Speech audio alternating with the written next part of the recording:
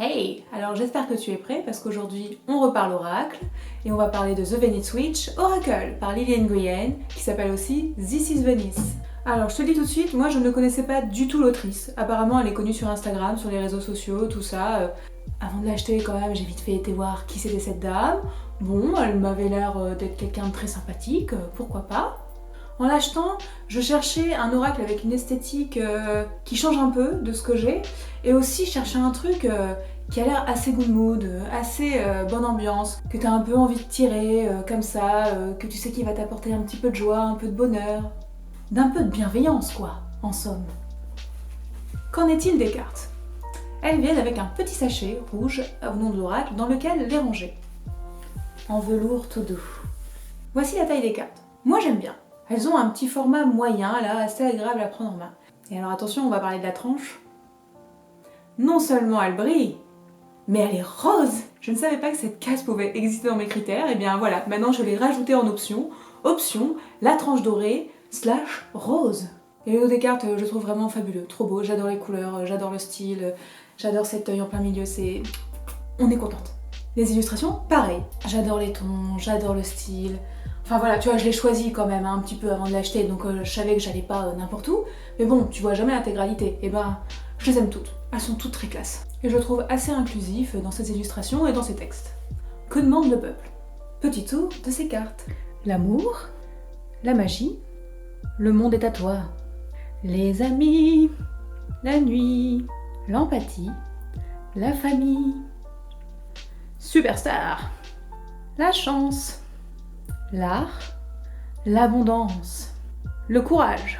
Le seul désavantage que je peux leur trouver, c'est que moi j'aime bien les aligner et j'ai un peu du mal à les aligner. Elles restent un petit peu ensemble parfois en petits paquets, donc il faut un petit peu les désolidariser. Mais après leur épaisseur est assez sympathique. Si c'est vraiment son seul défaut, on survit quoi. Mais c'est vrai que des petites cartes qui glissent comme ça, c'est toujours mieux pratique. Puis comme ça au moins tu peux te focus sur celle que tu choisis. Que nous dit le carnet? Le carnet, tu peux être myope, tu vas pouvoir lire. Le livret est assez grand et on est sur une typo assez grande et en gras, donc ça se passe bien, on peut lire facilement. L'introduction fait juste 2-3 pages, elle est très rapide, elle explique vite fait l'orage, elle donne vite fait un conseil de tarot et elle laisse ça très ouvert. Pour la signification des cartes, pareil, droit au but. Je te rappelle, moi j'aime bien quand ça va comme ça.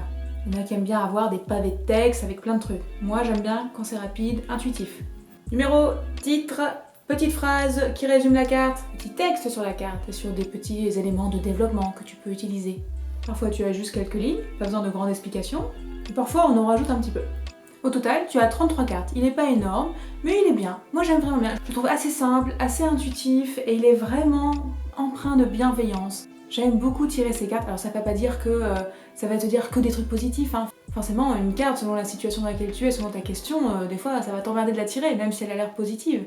Moi j'aime bien, hyper pratique à utiliser, hyper simple, hyper jolie, hyper open, hyper ouvert, hyper inclusif, très contemporain. Voilà, pas compliqué. S'il te parle, si les illustrations te plaisent, mais vas-y mon petit. Voilà, alors on a sorti un deuxième qui est dans les tons violets et c'est un mec sur la couverture, je sais plus trop comment il s'appelle. Je te le mets là. Je l'ai pas encore parce qu'il est sorti en novembre dernier et je t'avoue celui-là je l'ai pris en occasion parce que bah c'est la dèche hein, et voilà. Bon évidemment en occasion tu le rebootes, hein, tu purifies un peu le machin, tu fais tes trucs, tu te débrouilles, hein, t'es grand.